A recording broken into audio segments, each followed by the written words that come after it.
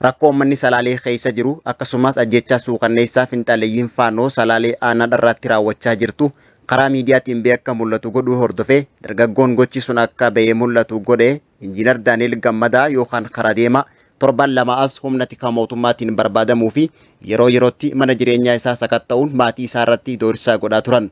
Guyyaa kaleessaa ammoo naannawa Zaatii 12tti miseensota maatii isaa akkasumas hiriyoota isaa isatti dhiyaatan butuudhaan hidhaniiti jiran. Obboleeyyan karaa deemaa erga doorsisaa turaniin booda guyyaa kaleessaa muddee 3 obboleettii Daani'el Gammadaa tan taate Hannaa Gammadaa, obboleessa isaa Odaa Gammadaa, hiriyaa isaa Rabbirraa Leenjisaa akkasumas hiriyaa isaa Dabalaa Beekamaa erga qabanii deemaniin booda hidhaniiti jiran.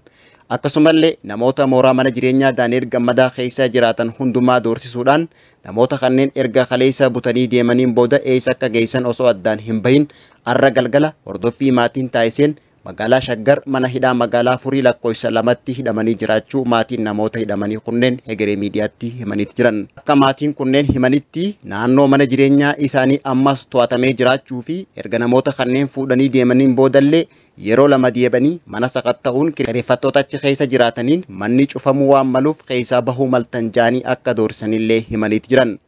Ammaaf mooraa mana jireenyaa san keessa jiraachuun kan isaan sodaachise ta'ullee maatiin kunneen dubbataniiti jiran.